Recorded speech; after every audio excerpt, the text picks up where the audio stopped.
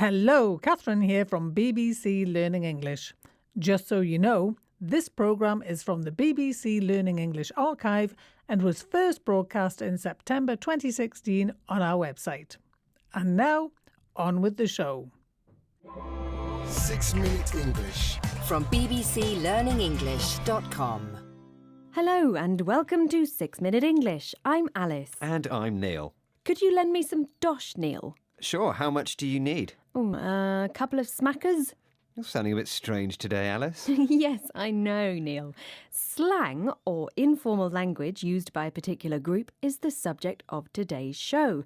And I was just demonstrating a couple of slang words that mean money. Dosh is a general term for money, and a smacker is a British pound or US dollar. OK, so Cockney rhyming slang is a type of slang. It's a coded language invented in the 19th century by Cockneys, so they could speak in front of the police without being understood. And still on the subject of money, I have a question for you, Alice. Oh, OK. What's Cockney rhyming slang for money? Is it A, bread, B, honey, or C, dough? I think it's A, bread. I bet you didn't know, Neil, that I'm a Cockney. Oh, don't Adam and Eve it, Alice. That's a pork pie. Adam and Eve means believe and pork pie means lie. Actually, you're right. I'm not a Cockney. To be considered a Cockney, you need to be born within hearing distance of the bells of St Mary Le Bow Church in what is now the City of London. Indeed. Now, slang, as we've said, is colloquial or informal language, and it's characteristic of specific social groups. We usually use it in informal conversation rather than in writing or more formal situations like a job interview. We change the way we speak so that what we say is appropriate for a particular situation. So you surprised me earlier, Alice, by talking about dosh and smackers because it didn't seem appropriate for presenting the show. Slang use is often frowned upon or disapproved of. Let's listen to Jonathan Green, a lexicographer of slang, talking about who uses slang and how this has changed. Here he is on the Radio 4 programme Word of Mouth. Slang does have a bad reputation, and I would say this comes from its earliest collection, which was of criminal slang in the 1500s, in the 16th century, and it was associated with bad people. And inevitably that has lingered. But now, in the last 40, 50 years, it's changed. The definitions tend to stress different and jocular, funny, humorous, inventive, that kind of thing. So we have records of 16th century slang in collections or dictionaries, words used by criminals as a code so they could talk without being understood. And this bad reputation has lingered or been slow to disappear. But for the last 50 years, we've been using slang to be funny and creative, as well as to show belonging to a particular group. And apparently we're very creative when talking about drinking and being drunk.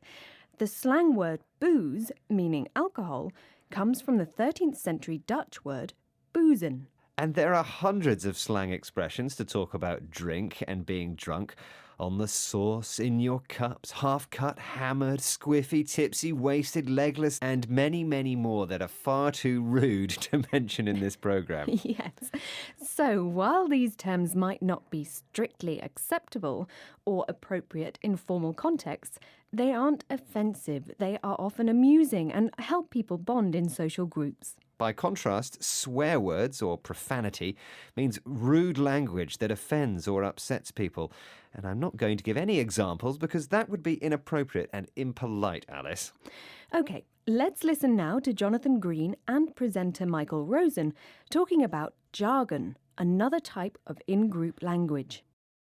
Jargon, what I would call, is small o occupational, small p professional slang. It's closed off environment. You get legal jargon, you get naval jargon. I've been reading Patrick O'Brien recently, and that's awash with futtock plates and fiddying the deck. This is Radio 4, Jonathan. Be careful. Jonathan Green in another segment of the BBC Radio 4 programme Word of Mouth. So he says jargon is occupational and professional, meaning people speak it at work, for example, lawyers and sailors.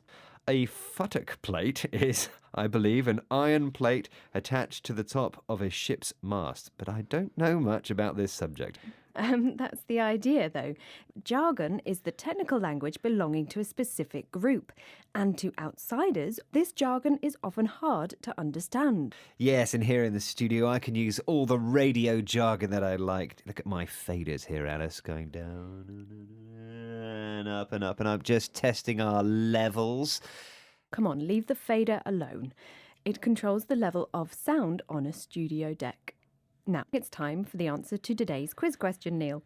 I asked you, what's Cockney rhyming slang for money? Is it A, bread, B, honey, or C, dough? And I said A, bread. And you were right, Alice. Cockney rhyming slang uses just the first word of a phrase that rhymes with the word we're trying to disguise. So money becomes bread and honey, but we just say bread.